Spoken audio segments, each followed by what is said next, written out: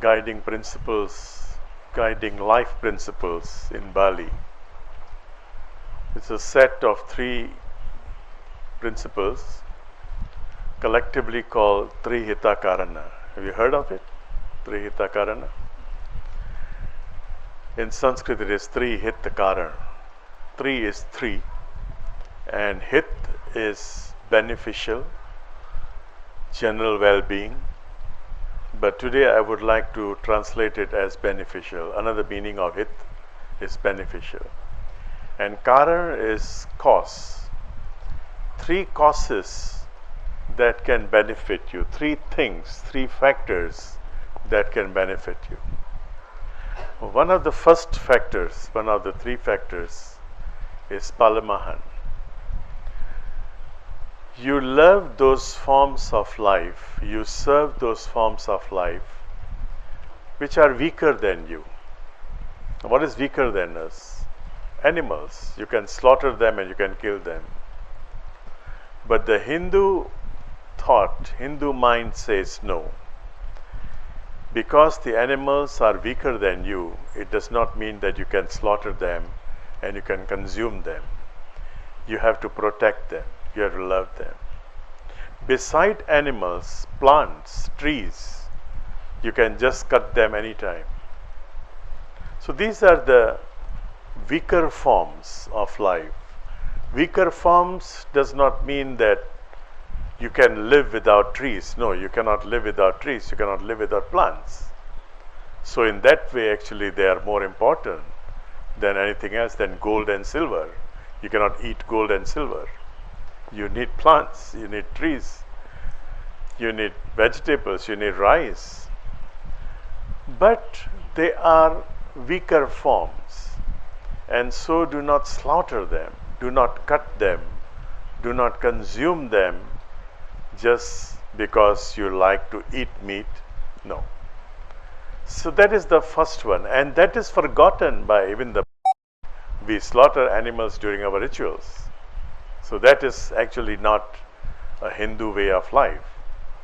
It has come down to that level where we have forgotten the essence of the philosophy. The essence of Rig Veda, of the Hindu scriptures, is not to become a good Hindu, but to become a good human being. The injunction given in the scriptures, the Hindu scriptures, is not to become a good Hindu once again, not like some other belief system. No. Become a good human being. So you can be following any path. Hindus accept all paths. We have banners there. We have the Global Harmony Monument here.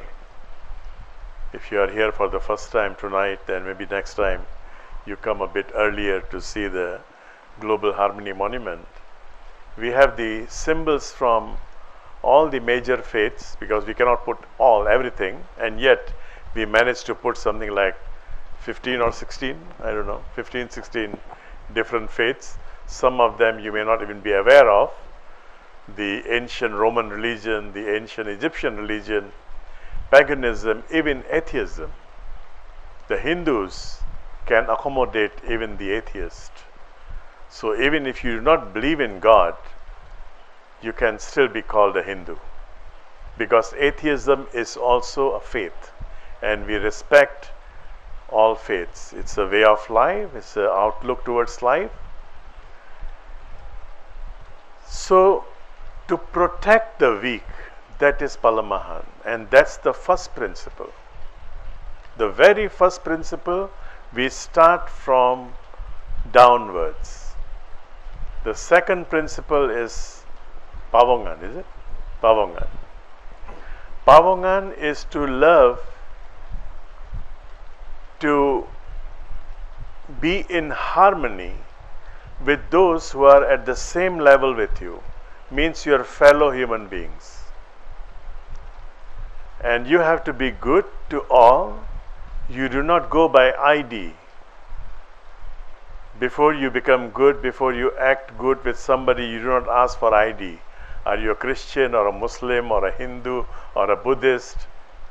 just become good. Just behave nicely with everyone. So that is the second principle. First one is Palemahan, to protect those who are weaker than you, to be in harmony with those who are at the same level with you. And the third one is Parahyangan. Parahyangan is to revere those who are at the higher level than you. That includes God, that includes your elderly people, your father, your mother, your elder brother, sister, aunts, uncles, all together. Those who are elder than you, those who are higher than you, your boss. You have to respect them, you have to revere them. And of course God, if you believe in God. So all this Parahyangan and all these three principles, our ancestors, they believe that if you abide by these three principles, you protect the weak, you be in harmony with those who are in the same level with you, and you revere those who are at the higher level than you, then your life will be good. Then your life will be meaningful. Then you can live happily. These are the basic principles, very basic. And if you have been studying about Upanishads or any other scriptures from the Sindhu, Saraswati civilization, what we normally call Hindu now, which is not ism, by the way. Hindu is not an ism. Hindu is an open book. It keeps on expanding. From time to time we believe that prophets will come, avatars will come, messiahs will come. They don't come just once in a while, they come from time to time.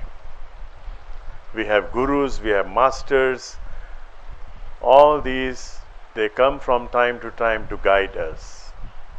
So it is not an ism. As a Hindu, I have no problem going to church. As Vivekananda says, I have no problem to go to the church and kneel before the cross. I have no problem to go to the mosque and pray there in my own way.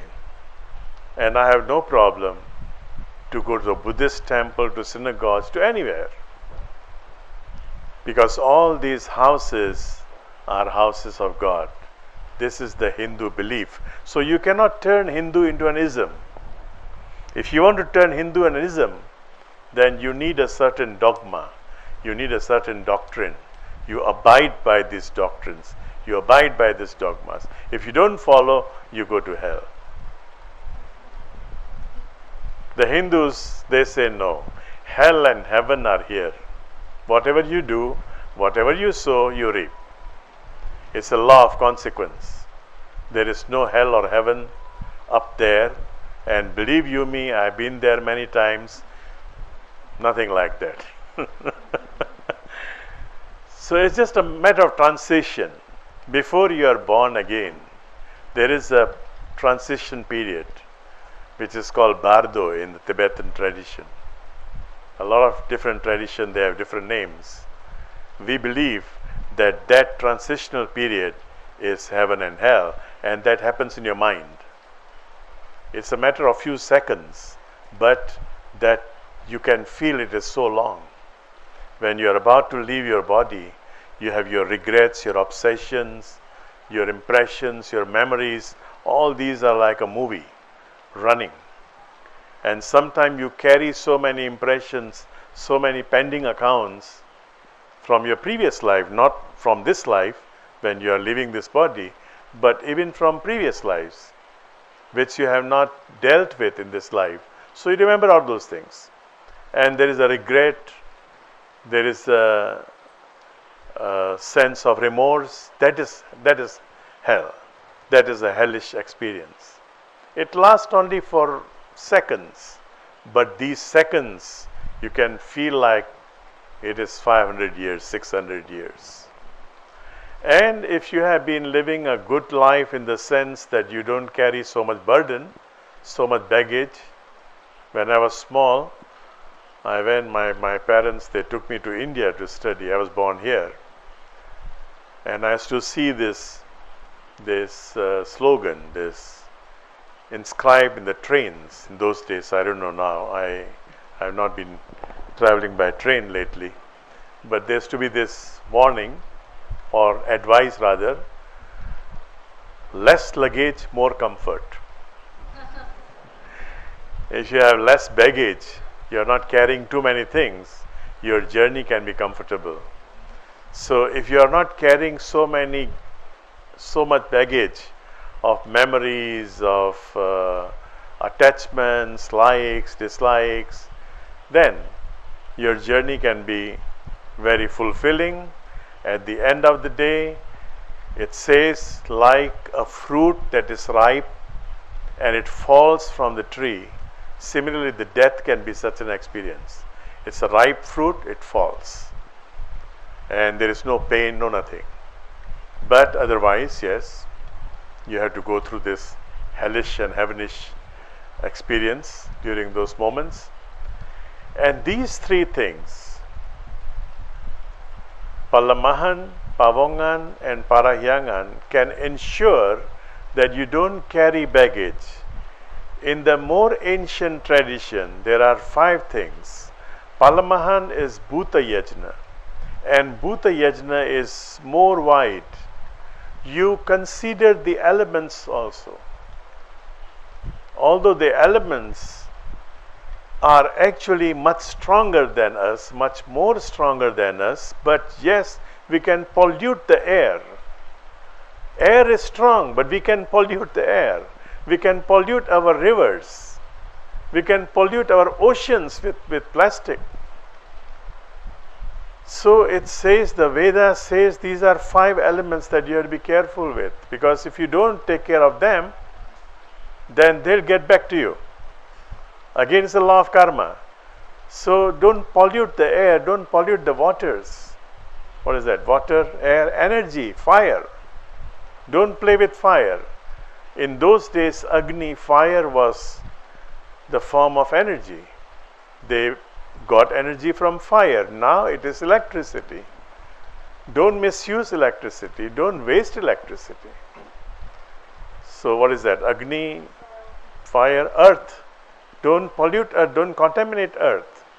Take care of earth. Fire, earth, water, air, and space. And space, ether. This space, we are here because there is space. Water, fire, earth, all these things are there because there is space. So take care of all those 5 things. Take care of those 5 elements. This is Bhuta Yajna. If you are taking something from the trees, from the plants, give back.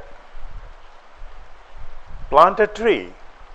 Do not just consume, but plant a tree. And then the second, Pawongan. Pawongan is Manusya Yajna and Pitra Yajna. Remember your ancestors, remember your father, remember your mother. Sustain all the good qualities, continue with all the good qualities that you found in them. And do not repeat the same mistakes. And life will be easier for you. And ancestors, father, mother also include your history. Learn from the history. George Santayana, he says, if you do not learn from the history, you shall be condemned to repeat it. And so, learn from the history. Learn from anything and everything. So that is Manusya Yajna and Pitra Yajna. Remember your ancestors. Love your Manusya is man, human being. Be in harmony with them. And third one, Parahyangan, is Brahma Yajna or Rishi Yajna and Deva Yajna. Deva is light beings. Anybody who is enlightened is called Deva. So anybody who is enlightened, who shows good qualities, learn from them, revere them. And revere the knowledge itself, Brahma Yajna. The knowledge, the wisdom, it's a different India nowadays when I go to India, but in my days when I was still studying, if by accident we drop a book, we have to take this book very reverentially and we would kiss the book, because book is a form of Saraswati. Saraswati is the goddess of arts and sciences. So even if you drop a book, any book, it can be a novel, it can be a fiction, it can be any book. It doesn't have to be scripture.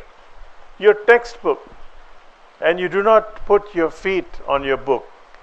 You do not, you revere it. You even revere gold, because gold is the highest frequency among metals. So you never put gold as your anklet on your feet. Don't put a toe ring. You can put silver there, but do not put gold. Gold has to be put reverentially, because gold is not even from this earth. It has come from heavens. It has come from outer space. So gold has to be revered. All these things, life becomes prayerful. And then you don't have to separate certain hours. I want to pray in the morning, I want to pray in the evening, I want to pray in the afternoon, I have to pray 3 times a day, I have to pray 30 times a day, I have to pray 50 times a day. No. Life becomes so prayerful that you lose these timings. These timings mean nothing. You are in the prayerful mood. You see a book, you are in a prayerful mood. You see a fellow human being, you are in a prayerful mood. You see a cat, a dog. In the olden days, when you want to become a monk in Tibet, they will tell you, before you become a monk, for 6 months, cold, winter, it can be -30, -40 sometime. And for so many months, you have to find few hundred people, few hundred times, you have to bow down. I forgot now how many times I have told you this story. Many of you must have heard. Yeah. I forgot how many times, but it was something like few hundred times. So this monk, to be monk, a candidate, he has to go around the village finding people to bow down. And of course, not everybody is monk, so he would find anybody, a small kid, he would bow down. And sometimes he won't find so many people in the village. Everybody is sleeping at home. It's so cold. So he would bow down to a yak, He would bow down to animals, to anything that is. And sometime he come back to the master, he tells the master asks him, have you done your homework? He said, I'm sorry, master, I could not find any human beings, even animals I've been bowing down, but I could not find 300 of them. So I am less by 50 or 60 or 100. He said, why? Those trees are without life. Why don't you bow down to the trees? So next morning, tomorrow morning, you have 200 left over or 50 leftovers from today, and add your tomorrow's homework and do so many times, bow down. This is anecdote, but this really happened to make those people understand that life is everywhere, and you have to be full of great gratitude, gratefulness, reverence towards life. There's a small plant there in front of where you do Agnihotra. If you are staying here early morning, you do Agnihotra. There's a plant there, it's called Tulsi. Tulsi, the holy basil, holy basil. So it's a very, very powerful plant, because it contains chlorophyll in a very huge quantity. So if you are having, you're anemic or you're having some blood disorder, then every morning just take some tulsi and put it in some hot water and drink it, infuse it, And this can be very helpful, very, very beneficial for your health. So when you take this tulsi leaves, you have to ask permission. I am taking you. You have to say something. There is a mantra, but if you cannot say the mantra, then just speak in your language, Speak, communicate internally, and do this with all the plants. we don't pluck flowers sometimes. Most of the time we don't pluck flowers. When the flowers fall down, then only we collect them and we put them. But nowadays, of course, we don't have so many flowers, so we have to buy flowers. But in the olden days, when we had a lot of flowers, a lot of plants, we would not even pluck flowers. We would wait for them to fall. So this is one of the good things which we have forgotten. Beautiful thing, but I tell you about this. Maybe you can go home and you can bring back home this part of Bali and practice it there. Hita Karana.